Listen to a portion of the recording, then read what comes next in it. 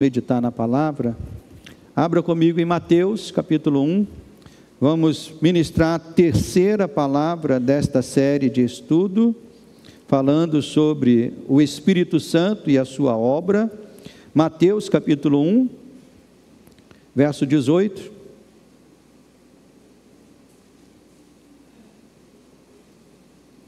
e Lucas capítulo 1, verso 26, deixa a sua Bíblia marcada aí nos dois versículos, nos dois textos, né?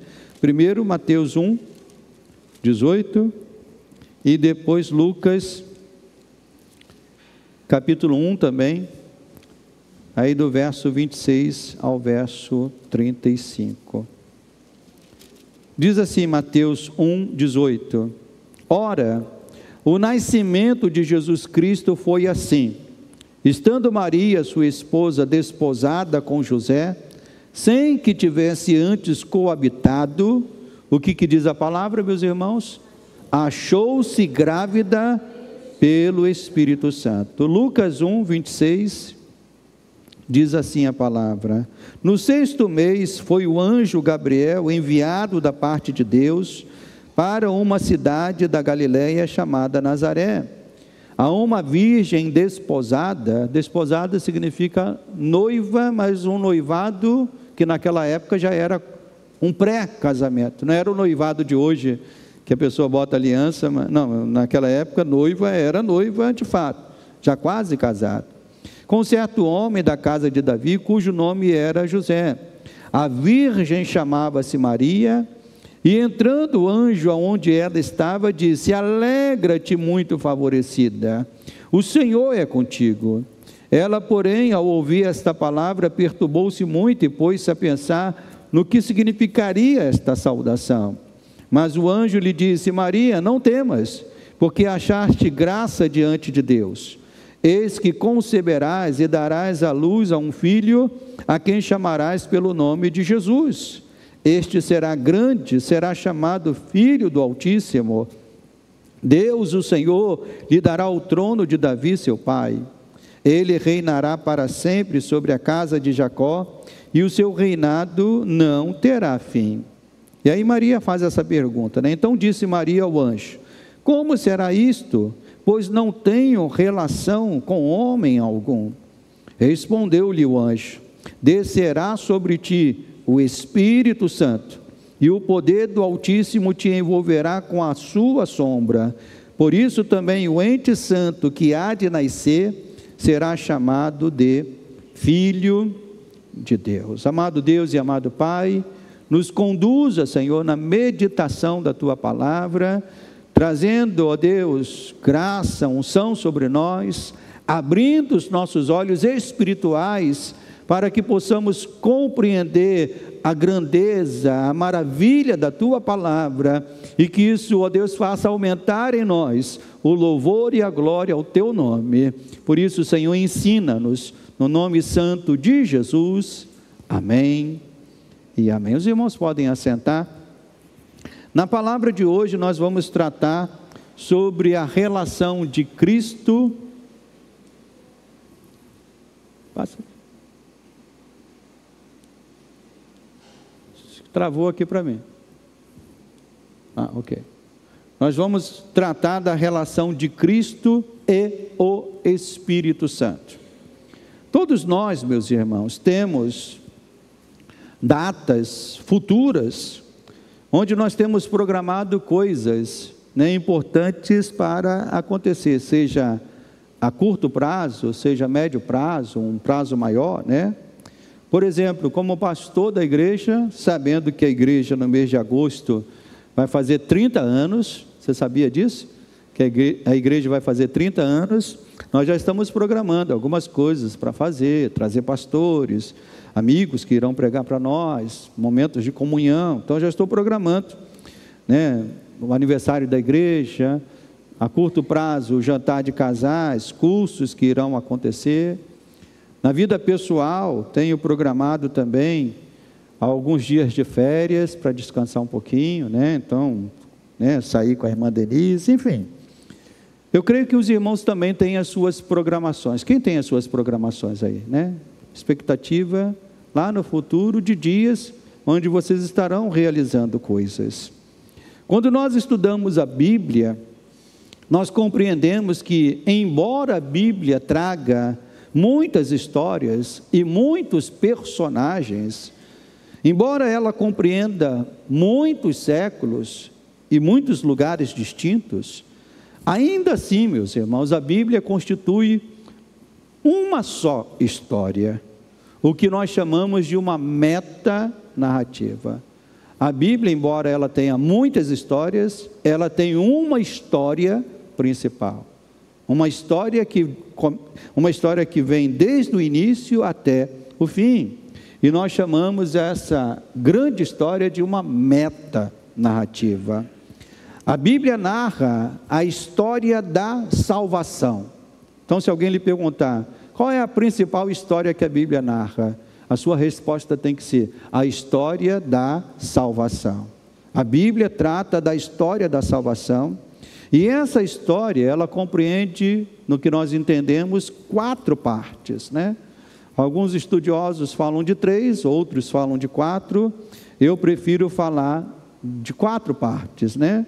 4 partes que são: a primeira parte, a criação; a segunda parte, a queda; a terceira parte, a própria redenção que Deus operou e está operando; e a quarta parte, nós já entendemos que ela já está presente, né, numa visão escatológica do já e o ainda não, ou seja, o reino já está entre nós, mas não está ainda totalmente.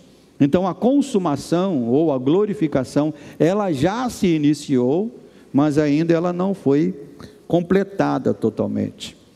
E o ponto central desta metanarrativa, o evento principal, que nós estudamos de uma forma panorâmica na semana passada, seria a vinda do Messias. E essa vinda do Messias, ela é anunciada. O primeiro anúncio da vinda do Messias está lá em Gênesis capítulo 3, verso 15, se eu não me engano, que nós chamamos de o proto-evangelho. Foi quando, né, o Senhor deu a declaração, né, dizendo, né, que um descendente da mulher feriria a cabeça da serpente. Esse é o proto-evangelho. Deus já anunciando que um descendente da mulher viria para redimir, para ferir a serpente. Então, desde Gênesis, nós vemos o anúncio da vinda do Messias, do Cristo de Deus, para redimir o povo da aliança e estabelecer o reino de Deus na terra. Durante séculos e séculos, estas promessas da vinda do Messias foram anunciadas e repetidas, como eu disse, por Deus usando os profetas, Jeremias, Isaías, Deus usando até próprios reis, Deus usando até outras pessoas, enfim, para anunciar a vinda do Messias. E essa promessa se cumpriu, como nós vimos na semana passada. O próprio Jesus, quando ele vem, ele lê o livro de Isaías, e Isaías, usado por Deus, disse, né, que um rebento de Jessé viria para estabelecer o reino. E aí depois Jesus, lendo Isaías, ele diz que aquela promessa de que aquele que viria para estabelecer o dia do Senhor, aquele que viria para consolar os que choram, né, apregoar o ano aceitável do Senhor, Jesus leu esse texto e diz, hoje se cumpriu esta palavra. Então o reino veio, o Messias veio. Mas, sendo a vinda do Messias o ponto principal da história da redenção, nós devemos entender que mais do que qualquer outro momento, esse momento ele teria que ser o quê, meus irmãos? Operacionalizado, conduzido e executado pelo Espírito Santo. Se o Espírito Santo, como nós vimos nas últimas mensagens, estava lá na época da promessa, estava lá na época do anúncio, será que ele estaria de fora justamente no momento em que o Messias viria? De que o Messias iria executar a obra do Pai? Então, nessa terceira mensagem, nós vamos tratar da maior e mais importante obra do Espírito Santo. Qual é a maior e mais importante obra do Espírito Santo? A sua ação na vinda, no ministério e na ressurreição de Cristo Jesus. Para que possamos no domingo que vem, quando formos falar do Pentecostes, nós falarmos do Pentecoste anexado a isso. A principal obra do Espírito Santo não foi o Pentecoste. O Pentecoste é uma complementação dessa principal obra. Qual é a principal obra? Trazer o Messias, estar com o Messias, ressuscitar o Messias. E nós vamos trabalhar a vida na relação do Espírito Santo com o ministério de Cristo, né? E nós vamos tratar de 4 partes. Primeira delas, nós vamos falar da presença ou da operação do Espírito Santo na encarnação de Cristo. O que significa a encarnação? Quando Cristo se tornou carne, né? Um dos principais dogmas da fé cristã é o dogma da encarnação do Verbo, o Cristo que se fez homem.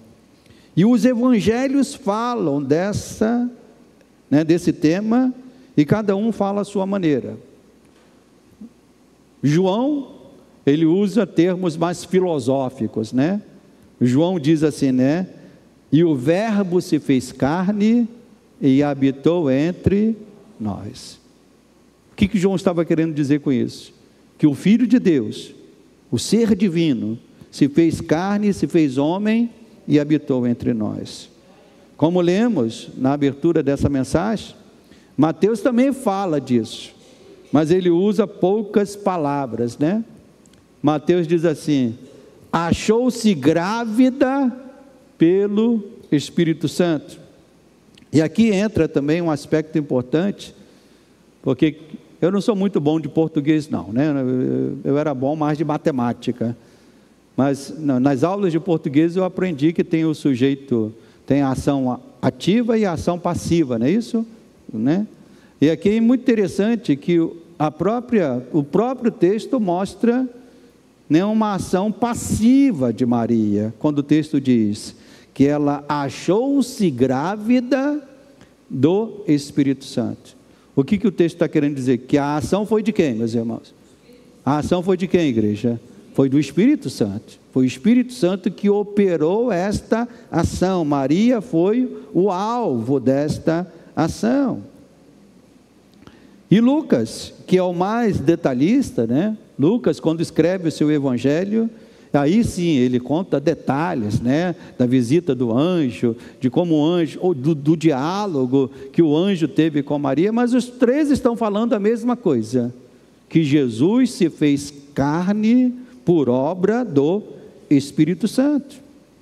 Além dos evangelhos, os apóstolos também falaram da encarnação de Cristo, e em seus ensinos, e até mesmo em canções que eram cantadas na igreja primitiva. A Bíblia, ela traz louvores que eram cantados, né, na época do povo de Israel. Nós temos lá cânticos, né, que eram, obviamente que o Salmo é o maior conjunto desses cânticos, mas em outros livros da Bíblia também tem, o canto de Moisés, quando ele sabia que seria recolhido pelo Senhor, ele compôs um longo cântico, para que o povo pudesse cantar e sempre se lembrar dos ensinos, né? Mas na igreja primitiva também havia um cântico, que segundo alguns estudiosos, é o cântico mais antigo, vamos assim dizer, que nós temos conhecimento, né? Que está lá em 1 Timóteo, capítulo 3, verso 16.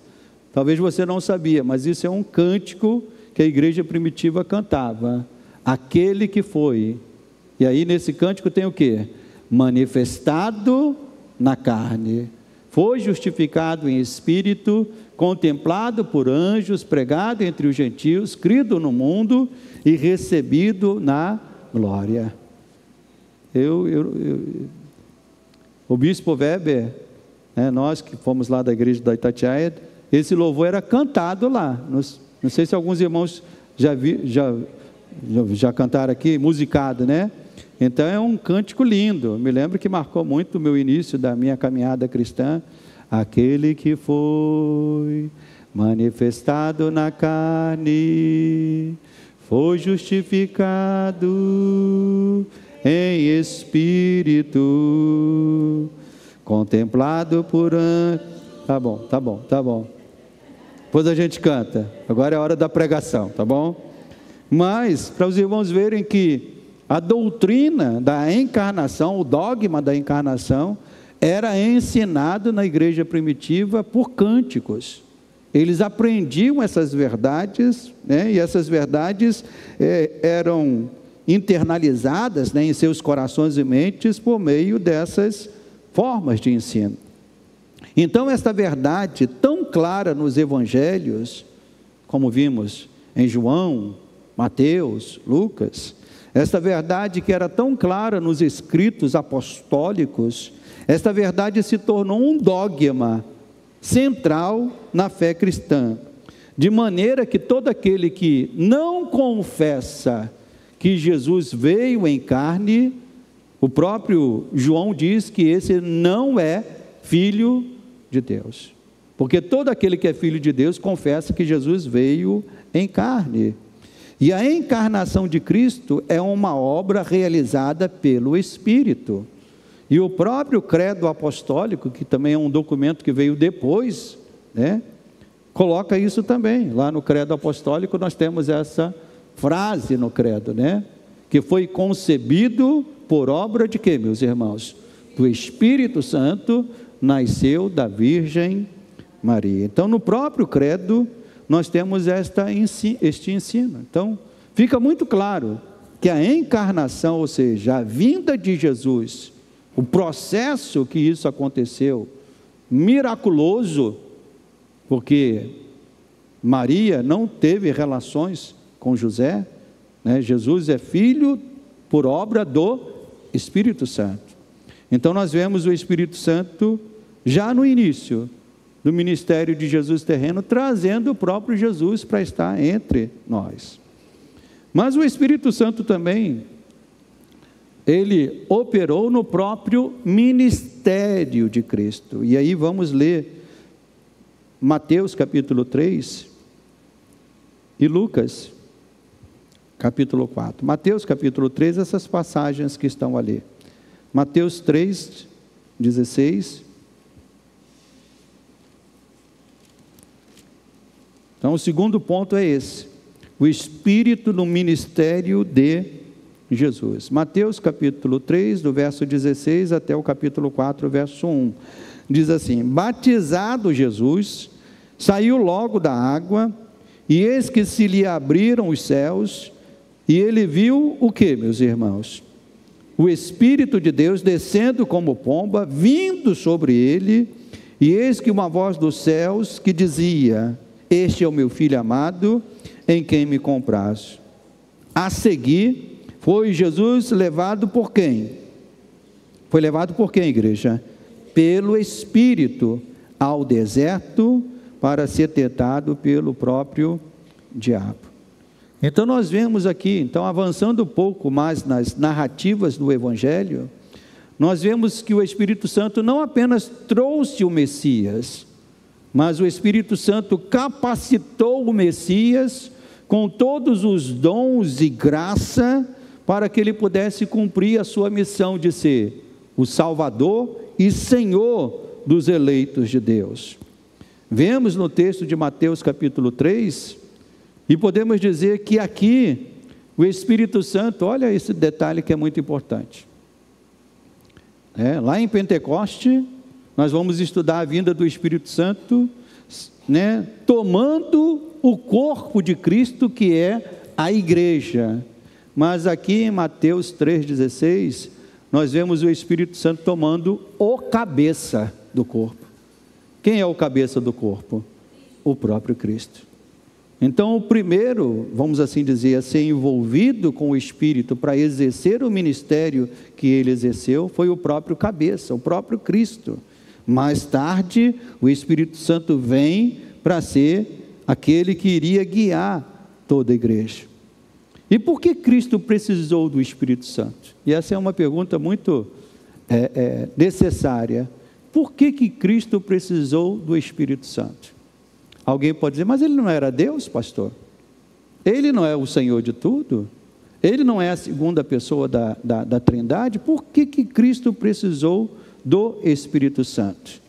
E nós temos aqui um trecho de um livro, né, em que o autor nos fornece uma resposta para isso. Diz aqui o autor Kuyper, né, Abraham Kuyper, na sua obra, A Obra do Espírito Santo. Ele diz: Cristo precisou dos dons do Espírito Santo para capacitar sua natureza enfraquecida, ou natureza humana, né, em medida crescente, para ser seu instrumento de realização do santo desígnio e finalmente transformar a sua natureza enfraquecida ou humana, não pela regeneração, mas pela ressurreição, para uma natureza gloriosa, despida dos mínimos traços de fraqueza e preparada para revelar a sua glória mais elevada. A Bíblia nos deixa claro, meus irmãos, que Cristo não é descendente de Adão. O apóstolo Paulo, na sua carta aos Romanos, ele bate isso, né? Cristo não é descendente de Adão. Cristo não foi formado como nós. A Bíblia nos ensina que Cristo é o segundo Adão. O que significa isso? Num contexto teológico, isso é muito profundo. Que aquilo que foi dado a Adão para ele fazer, e ele falhou, e a partir de Adão, nenhum outro homem poderia ter a mesma oportunidade de Adão, era necessário que um novo Adão viesse, sem pecado, para que pudesse se tornar o quê? Um novo cabeça da raça humana. Ou melhor dizendo, o representante de uma nova raça humana. E que raça humana seria essa, pastor? Aquela que Adão deveria ser e não foi, porque foi vencido pelo pecado. Então, quando a Bíblia diz que Cristo veio ao mundo, ele veio para ser um novo Adão, segundo Adão, ser o cabeça de uma nova raça humana. Que raça? Aqueles que são os eleitos, regenerados pelo sangue de Cristo Jesus. E no poder do Espírito Santo, o Cristo encarnado, feito homem, ele pôde cumprir os desígnios do Pai. Então, Cristo feito homem, ele tinha todos os elementos da humanidade, vamos assim dizer, no entanto, com uma diferença: sem pecado, sem a marca do pecado. Então ele precisou do Espírito Santo para cumprir os desígnios do Pai. Ele venceu toda a oposição do inferno e do maligno, e nós vemos que na sua tentação pelo maligno, quem é que estava com ele desde o início? O próprio Espírito Santo. Ele suportou todas as tentações, tanto aquelas que são narradas na Bíblia, como aquelas que não são narradas, mas que nós passamos. E o escritor aos Hebreus diz que ele foi tentado em todas as coisas que nós somos tentados. Cristo foi tentado a sentir ódio, Cristo foi tentado a sentir rancor, Cristo foi tentado a sentir inveja. Então o autor aos Hebreus diz que ele foi tentado em todas as coisas que nós somos tentados. Só que há uma única diferença: ele não cometeu pecado. E para isso ele teve o auxílio. E por que ele não pecou? Por que ele não cometeu o pecado? E aí um outro autor nos ajuda a compreender isso, né? João Calvino, ele diz: impõe-se-nos sustentar que Cristo veio dotado do Espírito Santo de um modo especial, a saber, para que nos separasse do mundo e nos congregasse a esperança da herança eterna. Então a obra de Cristo foi perfeita, porque junto com ele estava a terceira pessoa da Trindade, o Espírito Santo, sustentando ele em toda a sua obra. Então nós já vimos dois pontos aqui. Primeiro, a obra do Espírito Santo Em que ação de Cristo? Na sua encarnação. Vimos agora, segundo ponto, a obra do Espírito Santo no ministério de Jesus. Agora vamos ver o terceiro ponto, a obra do Espírito Santo na ressurreição do nosso Senhor. Abra comigo Romanos capítulo 8. Romanos capítulo 8.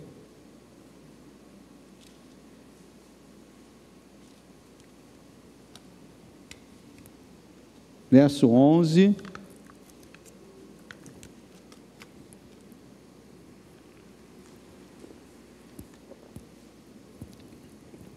Quem já abriu, diga amém. Verso 11 de Romanos 8 diz assim: se habita em vós o Espírito daquele que fez o quê, meus irmãos? O Espírito daquele que ressuscitou a Jesus dentre os mortos, esse mesmo que ressuscitou a Cristo Jesus dentre os mortos, ele fará o quê, meus irmãos? Ele vivificará também o vosso corpo mortal, por meio do seu Espírito, que em vós habita. Que em vós habita. Então nós vemos, irmãos, que além da encarnação, além do ministério terreno, o Espírito Santo foi o agente da ressurreição do nosso Senhor. O apóstolo Paulo diz aqui: o Espírito daquele que ressuscitou Jesus de entre os mortos. Embora não tivesse nascido em pecado, isso aqui é importante os irmãos entenderem. Embora não tivesse nascido em pecado, o corpo de Cristo era igual ao nosso. E por receber os nossos pecados, Cristo não foi para a cruz com os seus pecados, porque ele não tinha. Ele foi para a cruz com quais pecados que ele foi? Com os quais pecados que ele foi para a cruz? Com o pecado do Isaías, do Antônio, do Josenildo, né, da Bia, da Vanessa, do Heber, do irmão Lino. Sim ou não, meus irmãos? Aí você que o pastor não falou o nome pode dizer: o meu também, pastor. O meu, ele foi com os nossos pecados. Então, embora Cristo foi para a cruz, não com os seus pecados, mas com os nossos pecados, esse corpo que ele trouxe, esse corpo sofreria a punição anunciada para o pecador.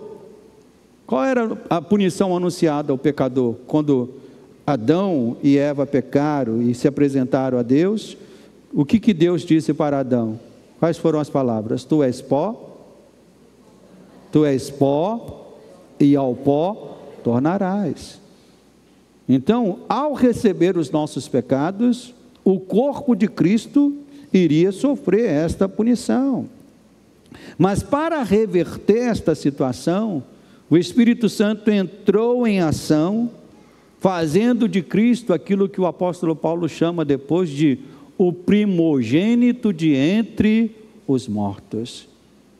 Aquele que recebeu, né, a ressurreição do corpo e que se tornou o primeiro entre nós. Aquilo que nós vamos receber no dia da vinda do Senhor, Cristo foi o primeiro a receber. Vamos voltar mais uma vez à citação de Kuyper, porque ele fala aqui de uma coisa que num primeiro momento possa não ter sido tão entendida pelos irmãos, mas que agora vai ficar bem entendida, né? Kuyper diz: Cristo precisou dos dons do Espírito Santo para capacitar a sua natureza enfraquecida, ou natureza humana, em medida crescente, para que ele pudesse ser um instrumento da realização do santo desígnio e finalmente transformar a sua natureza enfraquecida. A natureza enfraquecida em que sentido? Do corpo, que era um corpo que iria se corromper, de um corpo que iria se deteriorar. E essa transformação, aí Kuyper bota aqui de uma maneira muito perspicaz, dizendo: essa transformação não seria pela regeneração, como acontece conosco. Por que a regeneração acontece conosco? Porque nós somos filhos de Adão. Cristo não foi filho de Adão. Cristo não precisava de uma regeneração. Mas aí sim, Kuyper diz, uma transformação, não pela regeneração, mas através de quê, meus irmãos? Através da ressurreição. Então nós, por sermos descendentes do cabeça Adão, precisamos primeiro da regeneração, para depois, na volta de Cristo, recebermos a ressurreição sobre nós. Nós vamos receber as duas coisas. A primeira já recebemos. Fomos regenerados em Cristo Jesus. E vamos ser ressuscitados em Cristo Jesus, ou por Cristo Jesus, né? Vamos ser ressuscitados. E essa certeza da ressurreição, meus irmãos, foi o que moveu os apóstolos. Foi o que moveu os primeiros cristãos. Eles não tinham, alguém quando lê a narração dos mártires da fé, se pergunta assim, por que eles não tinham medo de morrer? Sabe por que eles não tinham medo de morrer? Porque eles tinham plena certeza que iriam ser ressuscitados em Cristo Jesus. Eles tinham plena certeza de que no dia do Senhor, aquele corpo que foi queimado, aquele corpo que foi rasgado, aquele corpo que foi devorado pelos leões, eles tinham plena certeza que assim como Deus, por meio do Espírito, ressuscitou o Filho de Deus, esse mesmo Deus iria ressuscitá-los também. Amém, meus irmãos? E foi firmado nessa esperança da ressurreição, que o apóstolo Paulo exortou a fraca e cambaleante igreja de Corinto, com as seguintes palavras, vamos até lá, 1 Coríntios, capítulo 15, e aí, com esse contexto que os irmãos estão ouvindo nesta manhã, aí você talvez entenda melhor essa fala, ou a escrita do apóstolo Paulo, né? 1 Coríntios, do capítulo 15, verso 42, diz assim, pois assim também é a ressurreição dos mortos. Semeia-se o corpo na corrupção e ressuscita o corpo na incorrupção. Semeia-se o corpo em desonra, ressuscita em glória. Semeia-se o corpo em fraqueza, ressuscita o corpo em poder. Semeia-se o corpo natural, ressuscita o corpo espiritual. Se há corpo natural, meus irmãos, o que Paulo está ensinando? Há também um corpo espiritual. Pois assim está escrito, o primeiro homem, Adão, foi feito alma vivente. O último Adão, quem é o último Adão? É Cristo Jesus. Ele foi feito o quê, meus irmãos? Espírito vivificante. Mas não é o primeiro, ou seja, não é Adão que é o espiritual. Adão é o natural. É o segundo que é o espiritual. O primeiro homem, Adão, foi formado da terra, é terreno. O segundo homem veio do céu. Como foi o primeiro homem, o terreno, tais são também os demais homens terrenos, eu e você. E como é o homem celestial, também serão, tais os celestiais. E assim como trouxemos a imagem do que é terreno, devemos trazer a imagem também daquilo que é o que, meus irmãos? Celestial. Amém, igreja? Aquele que ressuscitou Jesus dentre os mortos, Ele é o mesmo que habita em nós. É isso que Paulo disse lá em Romanos 8:11. Aquele que ressuscitou Jesus de entre os mortos, Ele também vivificará os vossos corpos. Ele já está habitando em nós. Ele fará o mesmo que fez com Jesus. Ele nos ressuscitará, igreja. Isso é glorioso. Amém, meus irmãos? Então nós que nos preocupamos, quando eu falo nós, mas especialmente as mulheres que às vezes se preocupam tanto com o corpo, com isso, irmãos, nós teremos um corpo glorioso, um corpo que não irá mais adoecer, um corpo que não irá mais sofrer, que não terá mais necessidade. Esse é o corpo que Paulo chama de corpo celestial. Então nós já vimos três coisas, né? Primeiro, a obra do Espírito na encarnação, a obra do Espírito no ministério de Jesus, a obra do Espírito na ressurreição do Senhor. E vamos agora ver a obra de Cristo, a obra do Espírito, né? Como o anunciador da obra de Cristo. João capítulo 14, vamos lá, João capítulo 14. Eu só vou ler esse, mas depois os irmãos leiam os outros, tá bom? O pastor está dando as referências aí, para quem gosta de anotar e depois meditar em casa. João capítulo 14, versos 25 e 26 diz assim: isto vos tenho dito, estando ainda convosco, mas o Consolador, o Espírito Santo, a quem o Pai enviará em meu nome, esse vos ensinará todas as coisas e vos fará lembrar de quê, meus irmãos? De tudo que vos tenho dito. Então a obra do Espírito Santo, desse percurso que nós estamos fazendo hoje, o Espírito Santo operou no ventre de Maria, trouxe Jesus. O Espírito Santo operou no ministério de Jesus. O Espírito Santo, Jesus morreu, mas o Espírito Santo foi lá e operou para trazer Jesus de volta. Mas o Espírito Santo não parou aí.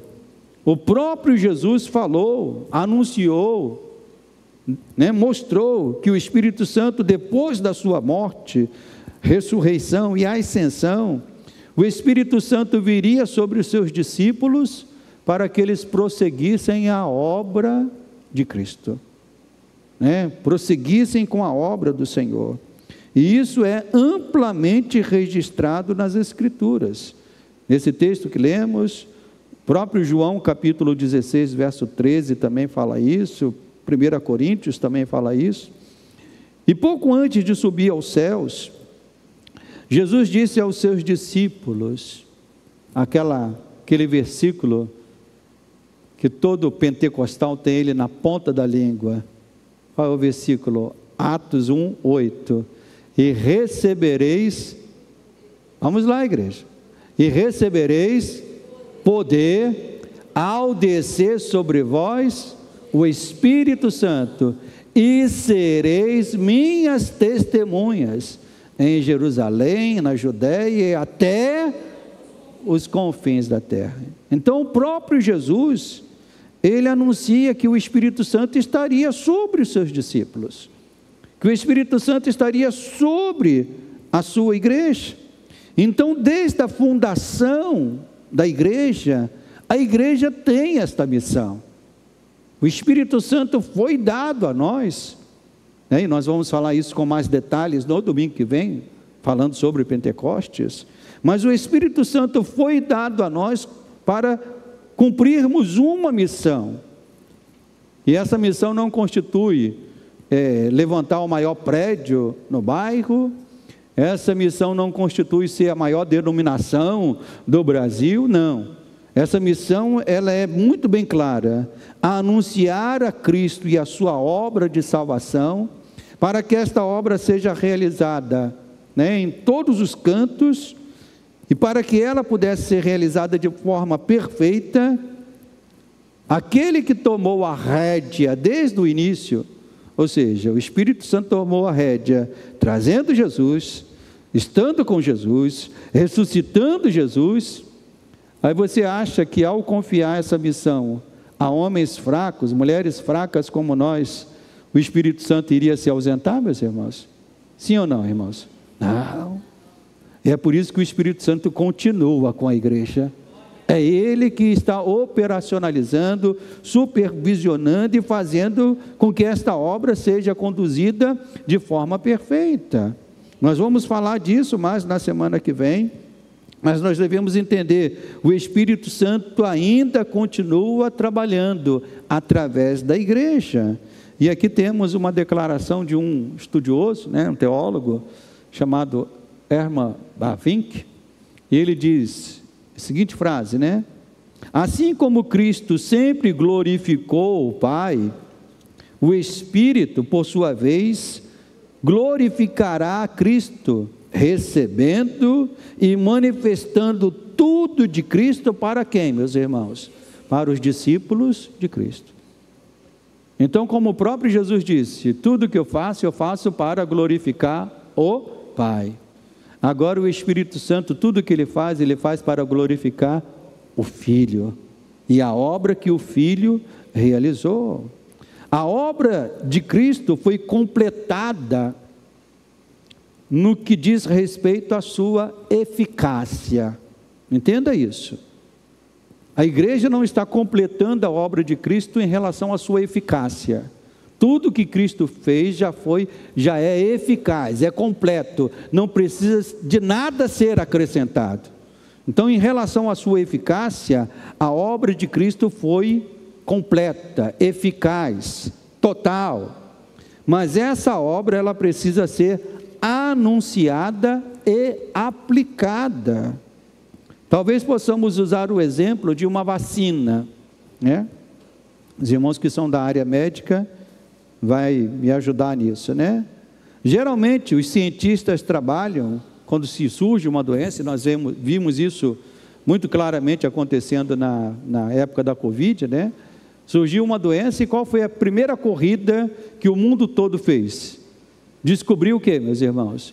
Uma vacina que fosse eficaz para poder eliminar aquele mal. E geralmente o processo é esse. Se faz uma vacina que é eficaz, testada, né? E depois que ela é eficaz, testada e comprovada, ela é o que, meus irmãos? Ela é aplicada. A obra de Cristo, na sua eficácia, ela é completa. Pastor Josenildo não pode acrescentar nada à obra de Cristo. Bispo Weber não pode acrescentar nada, Bispo Walter nada, a Igreja Cristã Nova Vida não está acrescentando nada à obra de Cristo. O que nós estamos anunciando a obra de Cristo, pela graça do Espírito Santo, anunciando e fazendo com que essa obra seja aplicada para a salvação de novos irmãos. Então, ao ressuscitar Jesus por meio da operação do Espírito, Deus fez de Cristo o único caminho de salvação ao homem.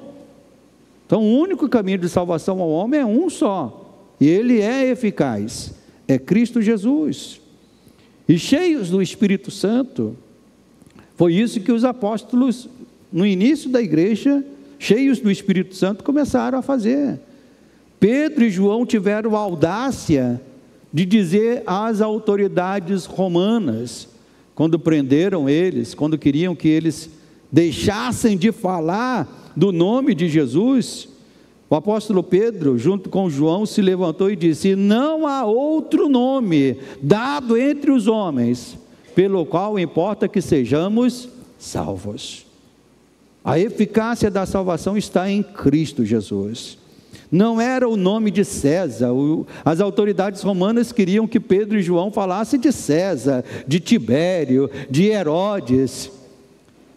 Mas Pedro e João disse: não, esses nomes não significam nada para nós. É no nome de Jesus que nós temos a salvação. E eles falaram isso movidos pelo Espírito. Eles estavam prontos para morrer, meus irmãos, como de fato aconteceu com eles. Mas eles sabiam que eles tinham uma missão para cumprir: anunciar Cristo e a sua obra. E para fazer isso, eles precisavam estar cheios do Espírito Santo. Então, se torna muito fácil, tendo tantas histórias e personagens na Bíblia, acharmos que a história de um deles seja maior do que a de outro, né? Tem gente que lê a Bíblia e fala assim: eu gosto muito da história de Davi, eu gosto muito da história de Jó, eu gosto muito da história de Samuel. Nós podemos gostar dessas histórias, mas nós devemos entender que todas essas histórias, ou todos esses personagens, eles são coadjuvantes de uma só história que deve sobressair. E que história é essa, meus irmãos? A principal história é Cristo Jesus, o Salvador, o nosso Senhor, que foi prometido, que veio e que hoje precisa ser anunciado, declarado, mostrado. Ele veio para trazer o reino de Deus até nós, e este reino, como eu disse, já está presente, ainda que não totalmente. Os principados e potestades já foram derrotados na cruz, né? Já foram derrotados na cruz. Eles estão ainda agindo, mas estão agindo derrotados. E podemos dizer, meus irmãos, né, que o Evangelho de Cristo é esta graça que Deus nos oferece. É para que nós possamos nos achegar, reconhecendo Cristo como o Senhor, Salvador das nossas vidas. Numa das suas pregações, o Spurgeon usou uma linda ilustração, né, falando sobre a beleza da graça de Deus. Deus é o Senhor de tudo, sim ou não? Ele é o Rei que governa tudo. Ele é o Rei que já destruiu todos os seus inimigos, né? Destruiu principados, potestades, né? O próprio Cristo veio, e é interessante, eu estou lendo um livro que fala um pouco sobre isso, né? Em que quando Cristo veio, ele causou um alvoroço no mundo espiritual, sabia disso? Porque os próprios demônios se apresentavam a Cristo de que maneira? Tu viestes aqui para nos perturbar, tu viestes aqui antes, porque o próprio inimigo sabia que ele estava sendo derrotado. O valente, mais valente que ele, veio para tomar as chaves, né, e derrotá-lo. Então o inimigo já foi derrotado, as potestades já foram derrotadas, essa declaração já está dada no mundo espiritual. Mas Deus, sendo um Deus cheio de graça, e aí Spurgeon usa essa ilustração, falando das guerras antigas. Numa guerra antiga, quando um exército ou um rei vencia um outro exército, ele permitia que o exército vencido se rendesse a ele, estendendo uma bandeira ou fincando uma bandeira branca, e enquanto aquela bandeira branca estivesse fincada ali, aqueles que eram inimigos poderiam se render e se tornar servos daquele que é o vencedor. O Evangelho é um instrumento da graça, é a bandeira branca de Deus, estendida para que pecadores se rendam ao Senhor, para que a humanidade se renda ao Senhor. E nós, como igreja de Deus, nós temos essa missão, anunciar a salvação que vem por meio de Cristo Jesus, aquele que já venceu. Louvado seja Deus, porque nós já nos rendemos ao Senhor. E nós que já nos rendemos, nós temos este dever hoje, anunciarmos esta salvação, para que outros possam se render ao Senhor. Então o nosso dever, meus irmãos, para concluirmos, o nosso dever como povo de Deus, é anunciar que esta graça está sendo oferecida por Deus, esta mesma graça que nos alcançou. Mas com uma observação, do início ao fim, esta obra é uma obra feita através de quem, meus irmãos? Esta obra é feita pelo Espírito Santo. Nós somos instrumentos. Quem está fazendo a obra, do início ao fim, é um só, é o Espírito Santo. Posso ouvir um amém? Amém. Então eu espero que a palavra nesta manhã desperte os irmãos e irmãs. Para quê, pastor? Primeiro, para que, vendo as maravilhas que o Espírito Santo operou no plano da redenção, nós entendamos que a sua obra continua agora por meio da igreja que somos nós. A salvação, ela já foi completada na sua eficácia, mas ela precisa ser anunciada para alcançar os perdidos. A igreja não tem capacidade de acrescentar nada à obra de Cristo. O trabalho da igreja é anunciar a obra de Cristo, é anunciar o Salvador. E disso surge uma pergunta: pastor, como é que nós podemos como é que nós podemos anunciar a obra de Cristo? Como é que nós podemos ser um agente do Espírito Santo em nossos dias?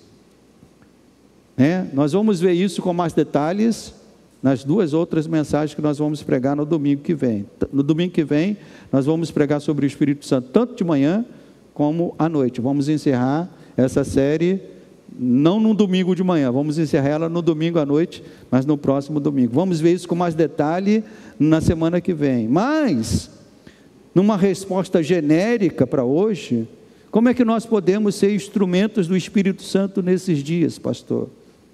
E aí a resposta mais ampla é: buscando uma vida mais rendida ao poder e à direção do Espírito Santo. Ele está ativo na igreja, é Ele que conduz a igreja, e para fazermos a obra dele, seja em que campo for, eu como pastor, os irmãos que tocam, cantam, os irmãos que estão ali envolvidos, você como pai, como mãe na sua casa, você precisa do Espírito Santo. E você deseja isso para a sua vida?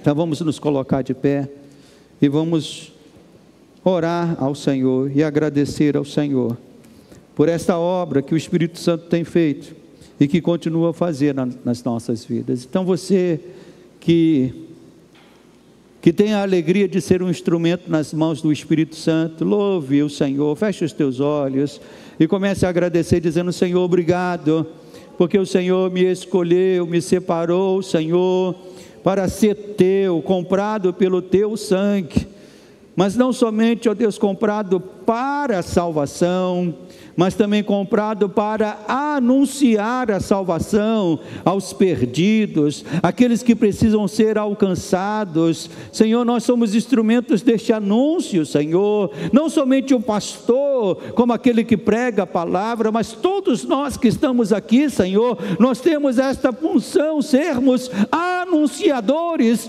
da obra de salvação que vem de Cristo Jesus. E só podemos ser anunciadores, ó Deus, eficazes, legítimos, se formos capacitados pelo Teu Espírito Santo. Por isso enche a Tua igreja, Senhor, com dons, com graça. Oh Deus, que o Teu Espírito Santo esteja envolvendo cada vida, cada casal, cada homem, cada mulher, cada jovem neste lugar, Senhor, para que possamos ser instrumentos deste, ó Deus, de salvação para os perdidos desta geração, que precisam conhecer a Cristo, que precisam conhecer a graça, que precisam reconhecer, ó Deus, que há um só caminho de salvação, e esse caminho é Cristo Jesus.